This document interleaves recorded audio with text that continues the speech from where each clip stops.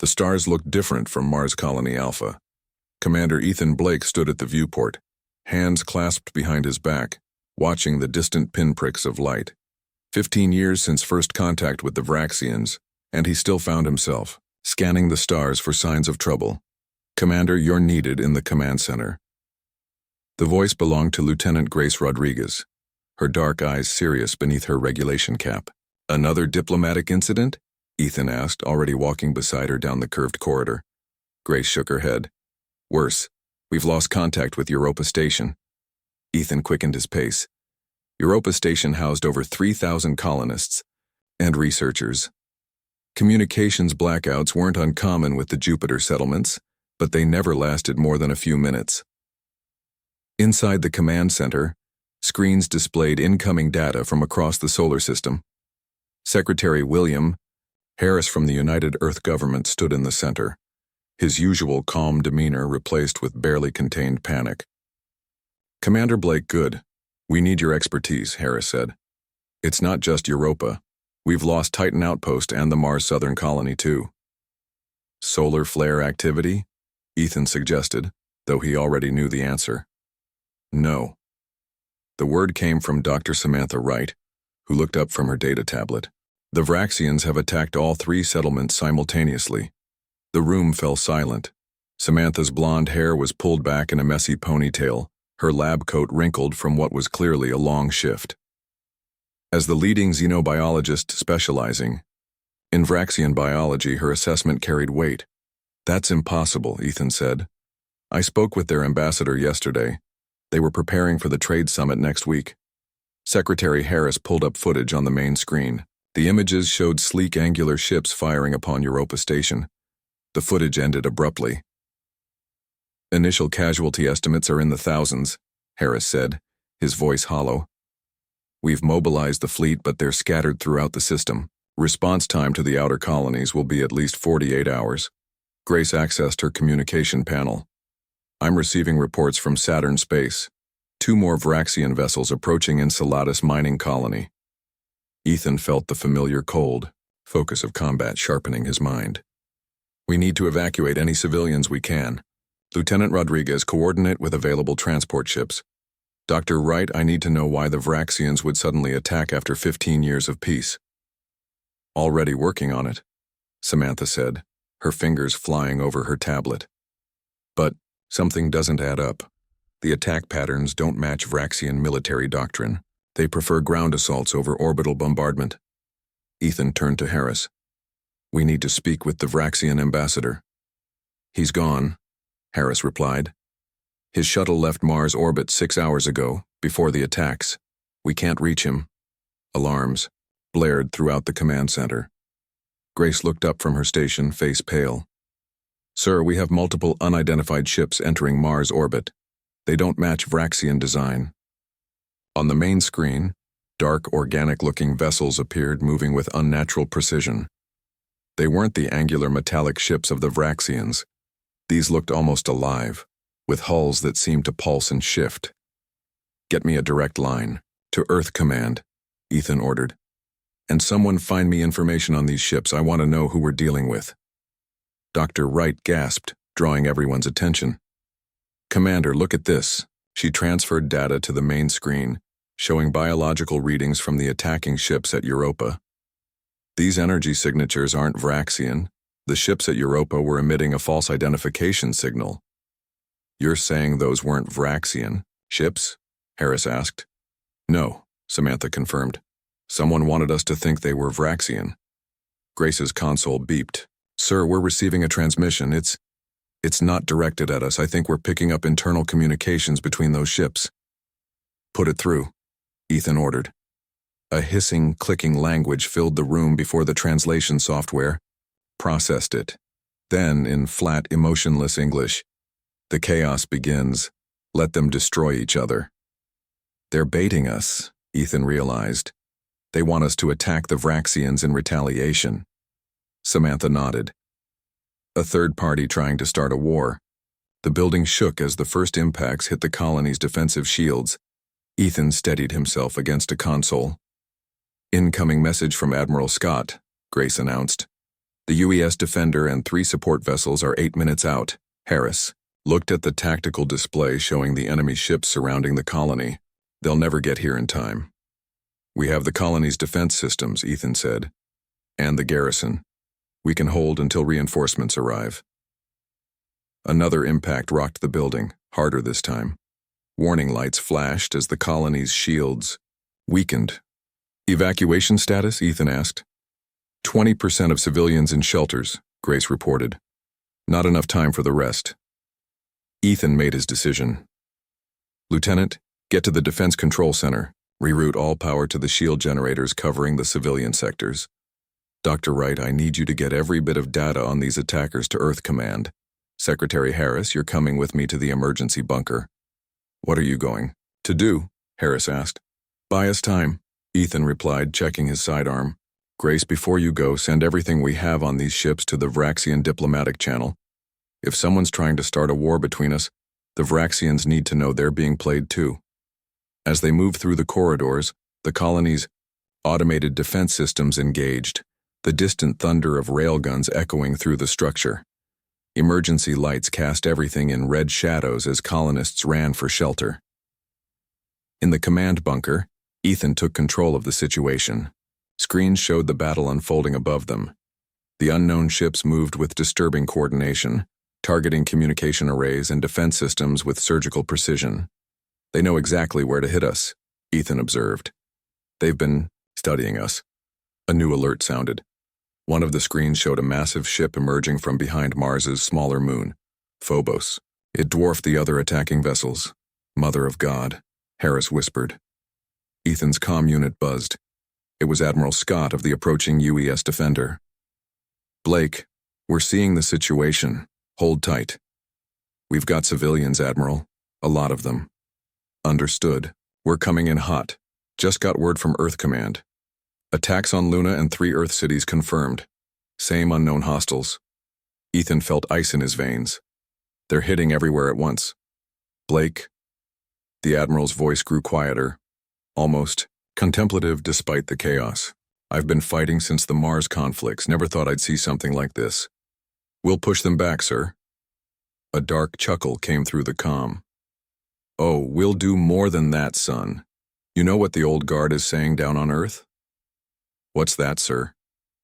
Finally, a reason to get really nasty. Defender out.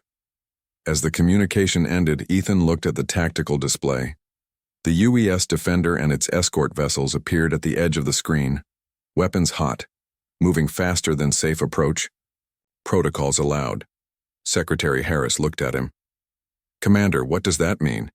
Getting nasty? Ethan watched as the first shots from the Earth vessels tore through one of the alien ships. It means humanity has been holding back, Mr. Secretary, for a very long time. The battle for Mars Colony Alpha had just begun. 3 days after the initial attacks, Admiral Frank Morrison stood on the bridge of the UES Relentless, Earth's largest battleship. His weathered face showed the strain of the past 72 hours. Sleep had been a luxury none of them could afford. Status report, he demanded, eyes fixed on the tactical display. The Mars colony is secure, Admiral, reported his second-in-command. Commander Blake held the line until reinforcements arrived. Europa Station suffered heavy damage, but we managed to evacuate 60% of the personnel. Titan outpost. His voice trailed off. Say it, Morrison ordered. Total loss, sir, no survivors. Morrison's jaw tightened. 5,000 people. Scientists, engineers, families. Gone. And the attackers? Retreated to the outer system. We're tracking 3 of their larger vessels near Neptune. The Admiral nodded. Get me a secure line to Earth Command. And find Dr. Powell. I want him on this ship within the hour. On the other side of the solar system, Captain Lisa Bennett navigated the UES horizon through the debris field that once was a Nexari scout ship. Her vessel, designed for deep space reconnaissance, had been patrolling the Kuiper Belt when the attacks began. Slow. Approach, Ensign, she instructed her pilot. I want to find something intact. Yes, Captain. Scanning for viable sections.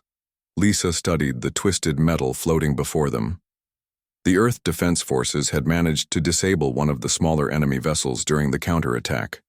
Most, of it had been destroyed, but the aft section remained relatively intact. There, she pointed.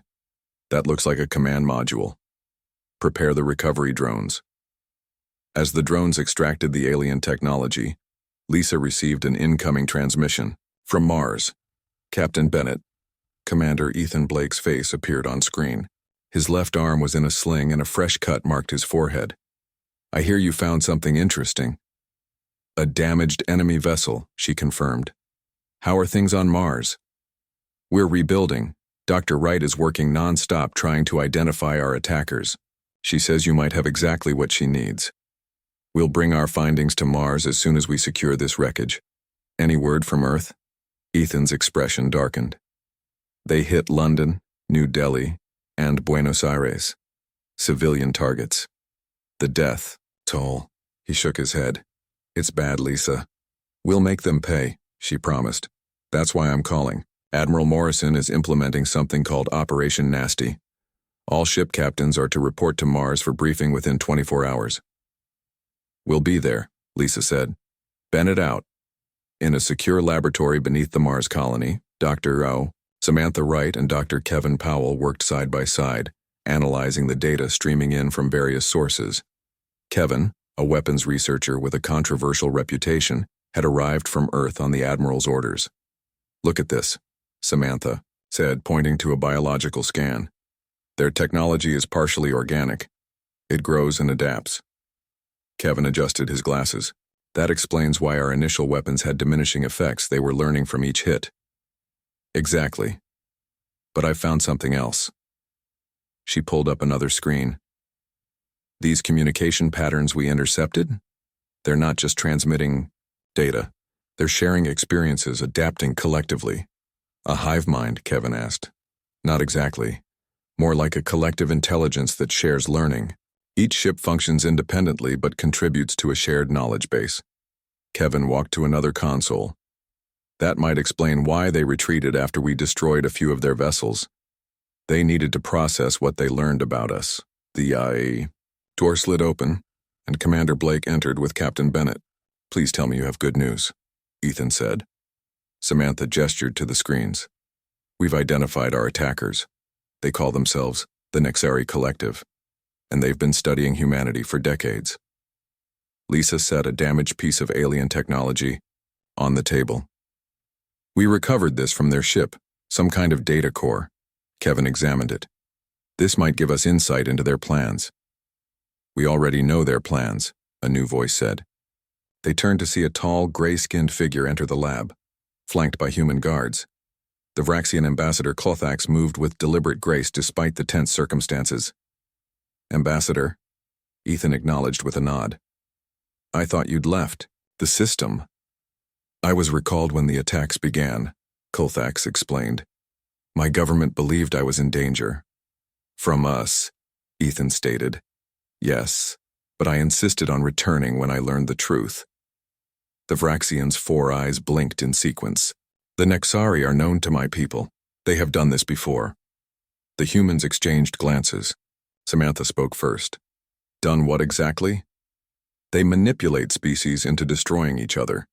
They believe themselves to be evolution's final form and see all other sentient life as competition to be eliminated.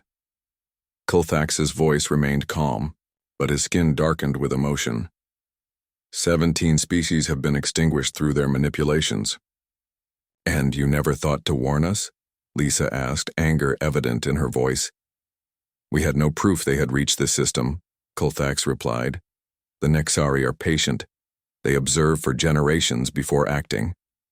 Kevin approached the alien. What? Can you tell us about their weaknesses? They rely on predictability.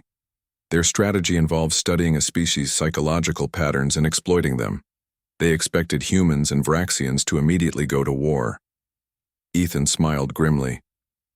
Then, they don't understand humans very well. A communication alert sounded. Admiral Morrison's face appeared on the main screen. I see our Vraxian friend has arrived, the Admiral noted. Good. We need all the intelligence we can get. Sir, we've identified the attackers as the Nexari Collective, Ethan reported. They've apparently destroyed 17 other species by manipulating them into conflicts. Well, they picked the wrong species this time, Morrison replied. Dr. Powell, is your program ready? Kevin stepped forward. Yes, Admiral. Project Chaos is operational, but I must emphasize, it was deemed too aggressive for use in previous conflicts. Previous conflicts weren't existential threats, Doctor, Morrison countered. Implement the program immediately. After the Admiral signed off, Lisa turned to Kevin. Project Chaos? A weapons and tactics system I developed years ago, Kevin explained. It was considered too unpredictable, too dangerous. What does it do? Samantha asked. It's designed to be completely unpredictable. Random attack patterns, constantly shifting. Strategies, weapons that reconfigure themselves during battle. Kevin looked uncomfortable. It was inspired by studying how cancer cells adapt to treatment. Ambassador Colthax made a sound that might have been appreciation. The Nexari cannot process true unpredictability. It disrupts their collective learning. Ethan looked out the viewport where Earth ships were gathering in Mars orbit, preparing for the counteroffensive. They thought they understood us, he said quietly. They studied our patterns, our behaviors, our predictable responses to threats. What did they miss? Lisa asked. Ethan turned back to the group, determination in his eyes. When cornered, humans don't cower. We don't follow the expected patterns of fear. We get mean. We get creative. And we're about to show these Nexari exactly what that means. As if to emphasize his point, the massive form of the UES Relentless moved into view outside the viewport, its weapon systems visibly charging. Operation Nasty begins tomorrow, Ethan said. I suggest we all get some rest. It's going to be a long war. Behind them, the alien data core began to glow, revealing secrets that would change the course of the coming conflict. Major Ryan Cooper floated in the darkness of space, his specialized stealth suit making him nearly invisible against the backdrop of stars. 5 other members of his team were spread out around the Nexari outpost, a structure that looked more like a giant sea creature than a space station. It pulsed with eerie bioluminescence, its outer shell shifting slightly as if breathing. All teams in position, Ryan whispered into his comm unit. Preparing for entry. Operation Nasty had been underway for 2 weeks, while the main fleet engaged. Nexari forces in the outer solar system, special operations teams like Ryan's, had been deployed for more subtle missions. Remember, came the voice of Dr. Olivia Martinez through his earpiece. Their communication system operates on quantum principles. Once inside, place the disruptors exactly as planned. Copy that, Doc, Ryan replied. Dr. Martinez was Earth's leading expert in quantum communications. She had developed devices that could intercept and, more importantly, interfere with the Nexari's ability to share information across their collective. Ryan activated his thrusters and moved toward a section of the station that showed less activity. Using a specialized cutting tool, he created an opening just large enough to slip through.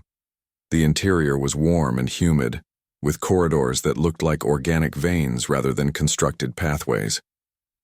I'm in, he reported. Moving to the central node, back on the UES Relentless, General Patricia Ford monitored the operation alongside Admiral Morrison. A tactical display showed the positions of all human forces across the solar system. Special Forces Team Alpha has infiltrated the Nexari outpost near Saturn, she reported. Teams Bravo and Charlie are in position at the Jupiter and Neptune locations. Morrison nodded. And our diversionary attack? The Vraxian fleet is engaging Nexari forces near Uranus as planned. They're drawing their attention while our teams work? Good. What about Martinez's quantum disruption? Ready to deploy as soon as Cooper's team is in position. The Admiral studied the display. The Nexari still think they're fighting a conventional war. They have no idea what's coming. In a makeshift strategy room on Mars Colony, Commander Blake met with Howard Fleming, a civilian contractor known for his unconventional tactical insights. Fleming had been a game designer before the war, specializing in strategy games that defied traditional logic. The problem with military thinking, Fleming explained, pointing to a simulation, is that it's too logical.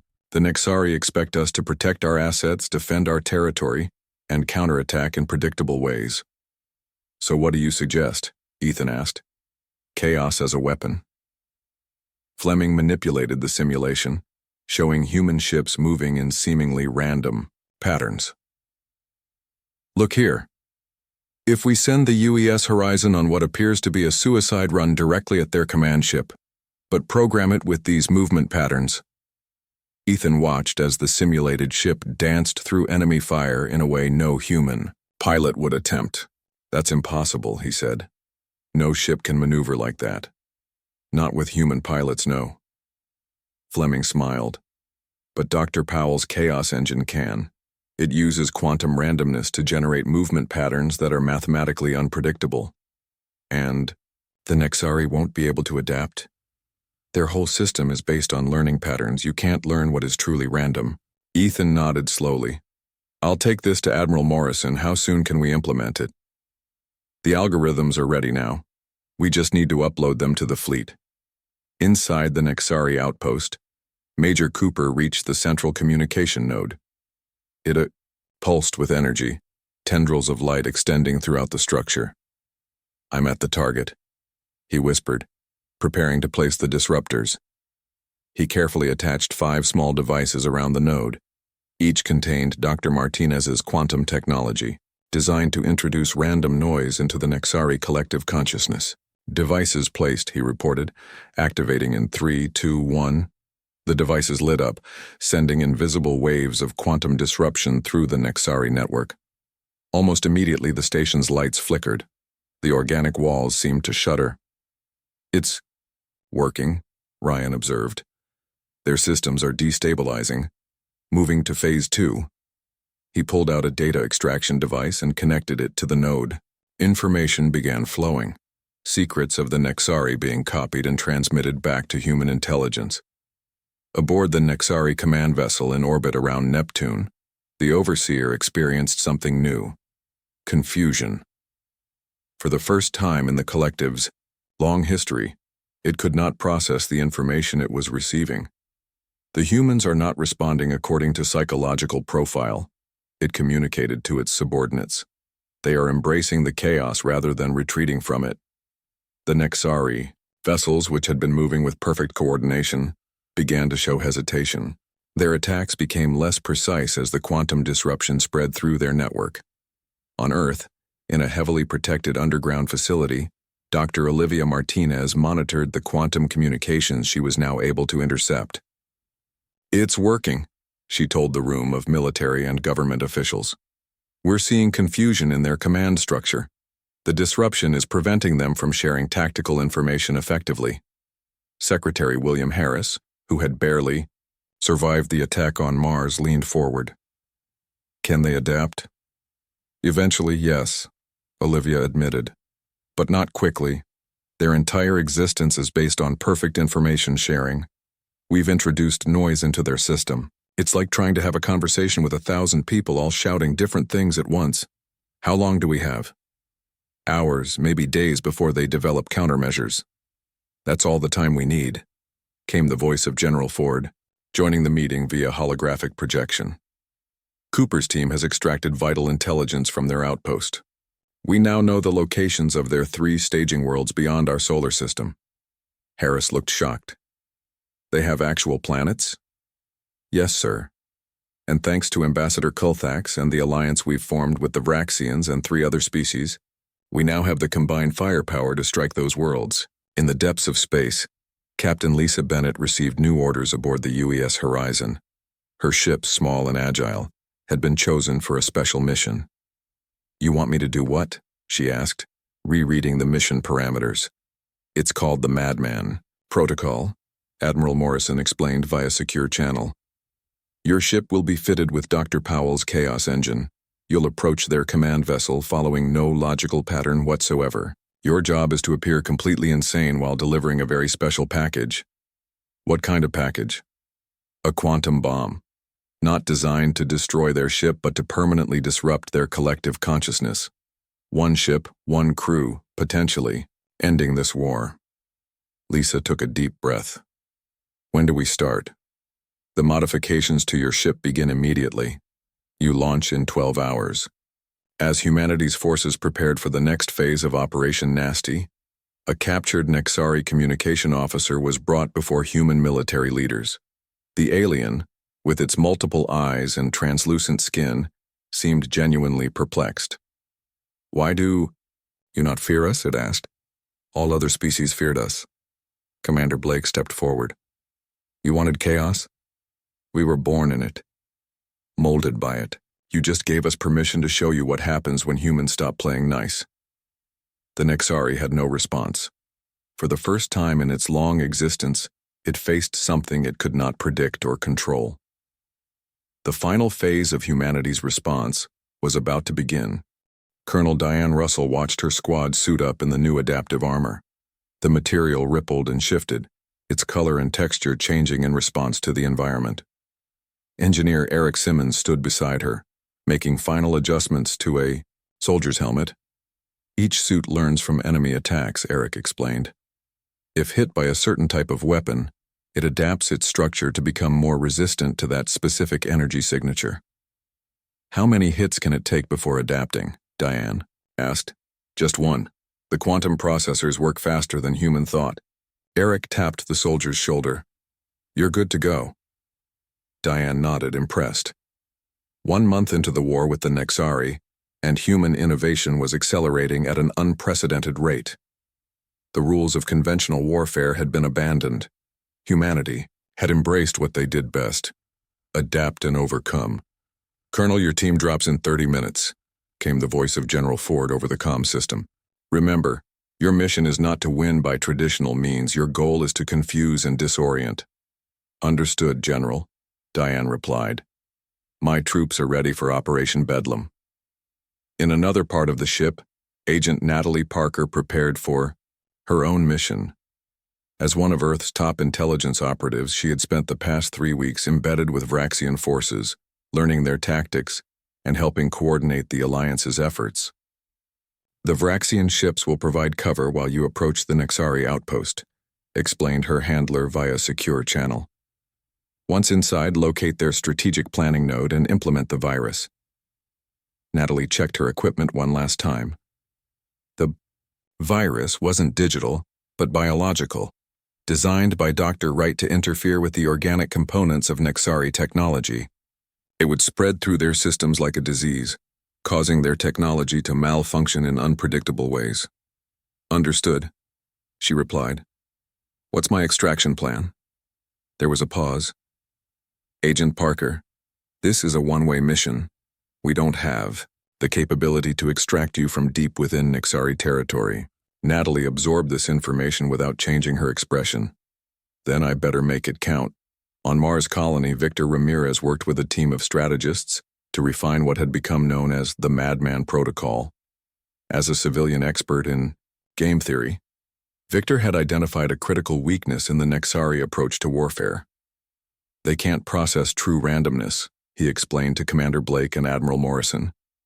"Their entire strategy relies on recognizing patterns and adapting to them, so we give them no patterns to adapt to." "How do we implement that across an entire fleet?" Admiral Morrison asked. Victor smiled. "We don't. We make them think we're implementing it across the fleet. But in reality, 80% of our ships follow very precise coordinated plans. The other 20% act completely unpredictably." "A controlled chaos," Ethan noted. "Exactly. The random ships draw their attention and resources, while our coordinated forces strike their actual vulnerabilities." Admiral Morrison studied the battle simulations playing out on the large display. "And you're certain this will work?" "In game theory, this is called a mixed strategy.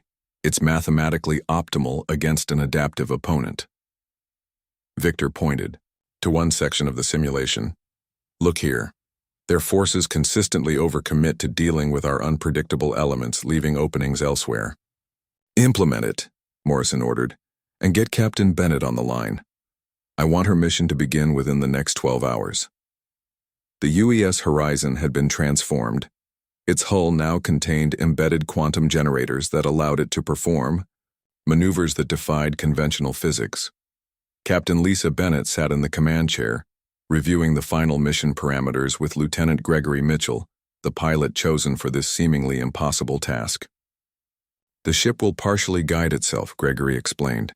The Chaos Engine will suggest movement patterns that no human would conceive of, and I'll execute them. We'll appear to be on a suicide run, but actually be following a precisely calculated path of maximum unpredictability. Lisa nodded. And once we reach their command ship? We deploy the quantum bomb, then attempt to clear the blast radius. Gregory hesitated. Captain, the odds of our survival are— I know the odds, Lieutenant, Lisa interrupted. Everyone on this ship volunteered knowing this might be a one-way trip. The ship's communication system activated. Captain Bennett, this is Admiral Morrison.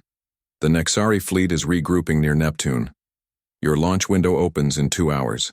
The rest of the fleet will create a diversion, drawing as many of their ships away from the command vessel as possible. Understood, Admiral. We're ready. As the UES Horizon prepared for its mission, a Nexari prisoner was brought to a special containment facility on Earth.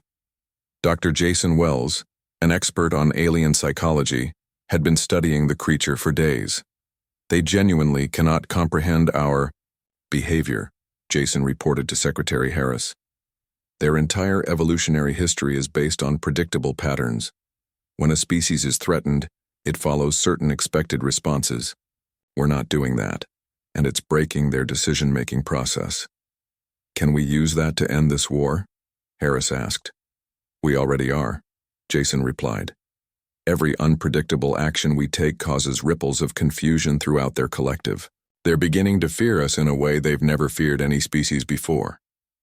In deep space, the combined human-Vraxian fleet approached the Nexari stronghold near Neptune. Admiral Morrison stood on the bridge of the UES Relentless, watching. As ships moved into position, begin random deployment pattern Alpha, he ordered. 20% of the fleet suddenly broke formation, each ship moving in ways that appeared chaotic and irrational. Some accelerated directly toward enemy vessels, others performed complex, spiraling maneuvers that seemed to serve no tactical purpose. The Nexari response was immediate. Their ships moved to intercept the unpredictable elements, leaving gaps in their defense. Their attention is divided, reported the tactical officer. Main fleet elements are repositioning exactly as Ramirez predicted. Signal Captain Bennett, Morrison ordered. The horizon is cleared to proceed. The UES Horizon detached from its hiding place behind one of Neptune's smaller moons. Its engines flared to life as it began its approach toward the massive Nexari command ship. The vessel moved like no ship had moved before, changing direction in ways that should have been impossible, its trajectory a drunken dance through space, on. The Nexari command ship, the overseer experienced alarm, its many eyes focused on the approaching human vessel, trying to calculate its path, to predict its movements, to understand its purpose. But the ship defied analysis. Intercept the human vessel, it ordered. 3 Nexari ships moved to block the horizon's path, but predicting where to position themselves proved impossible. The human ship seemed to anticipate their movements before they made them, changing course in ways that made no tactical sense, yet somehow always kept it just beyond their reach. The horizon closed in on its target. Lieutenant Mitchell's hands flew over the controls, following the suggestions of the Chaos Engine. Sweat beaded on his forehead as he executed maneuvers that pushed the ship's structural integrity to its limits. Quantum bomb armed and ready, reported the weapons officer. Deployment range in 30 seconds. Captain Bennett gripped her command chair. All non-essential personnel to escape pods. Prepare for emergency evacuation on my mark. The Nexari command ship loomed large in their viewport, its organic surface pulsing with energy as it tried to bring weapons to bear on the approaching human vessel. They can't target us, Gregory said with a note of wonder in his voice. Their weapons are designed to track predictable movements. We're moving too erratically. 10 seconds to deployment range, called the weapons officer. Lisa took a deep breath. For Earth. As the horizon closed the final distance, a message arrived from Admiral Morrison. Captain Bennett, humanity thanks you for your service.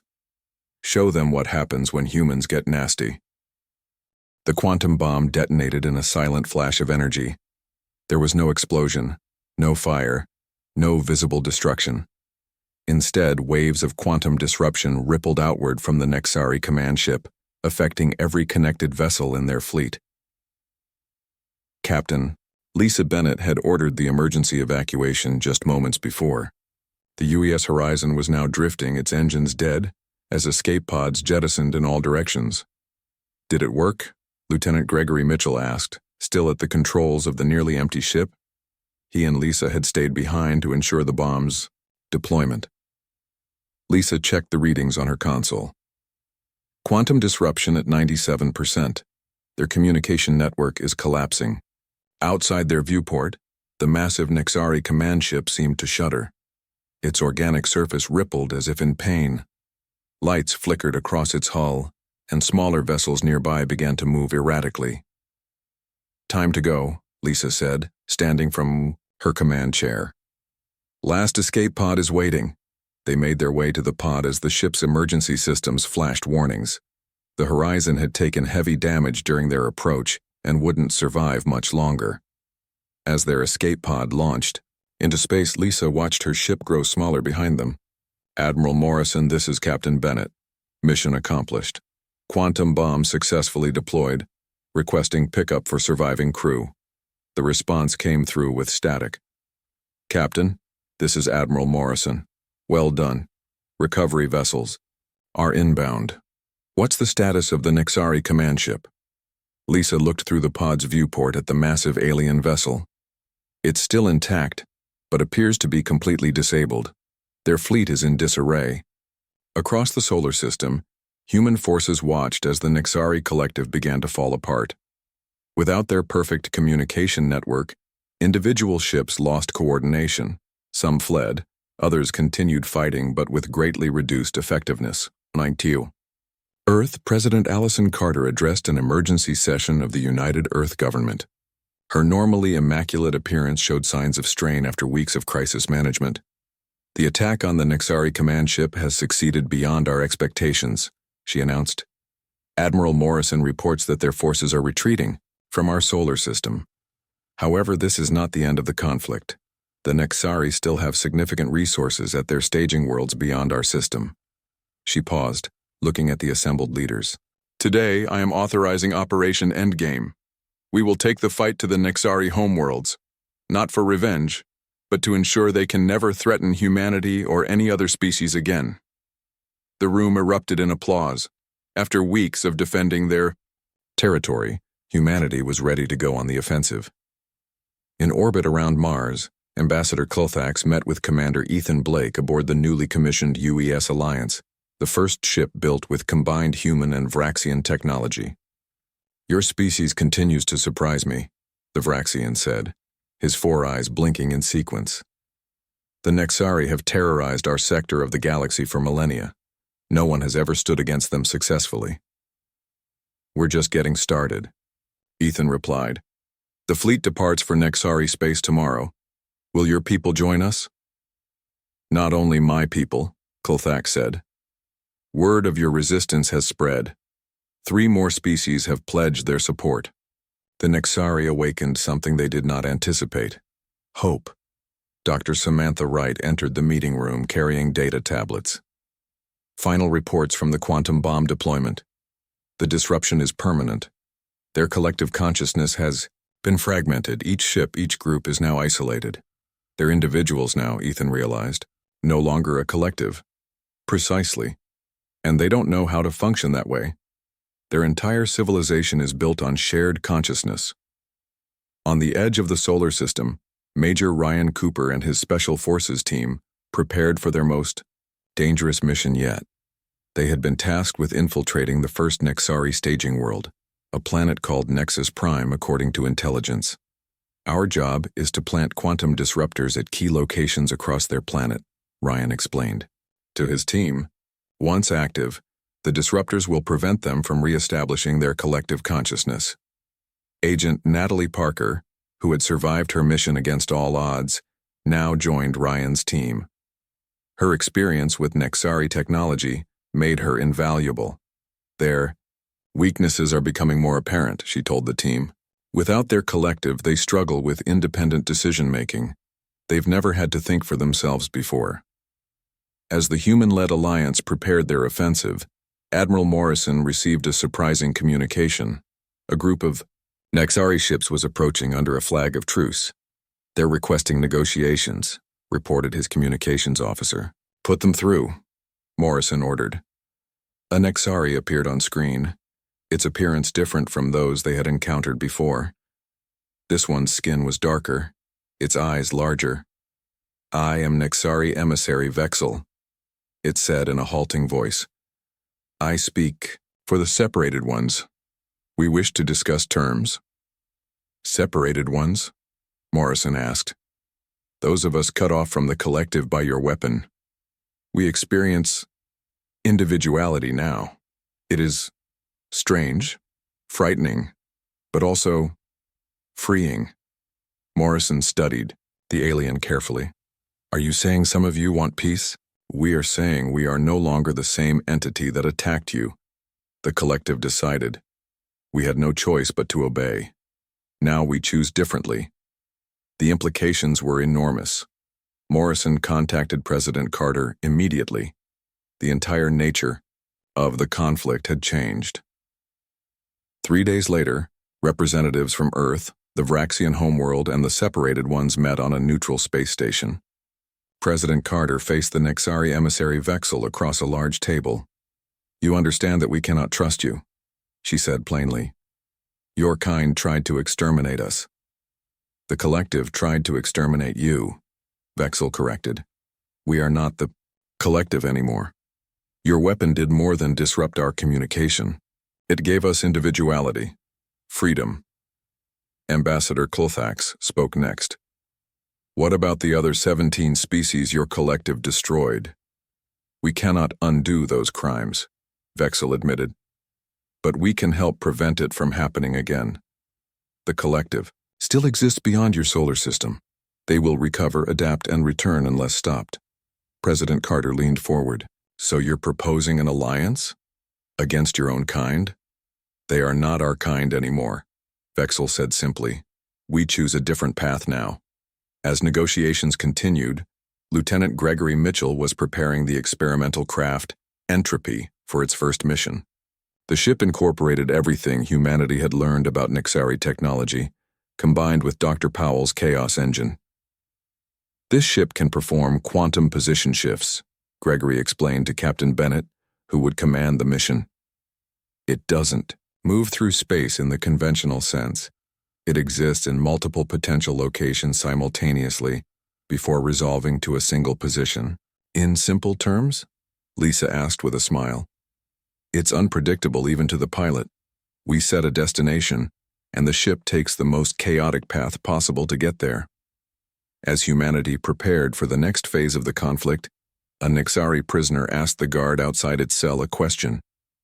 "Why do humans fight like this? No patterns, no logic. It defies all analysis." The guard smiled.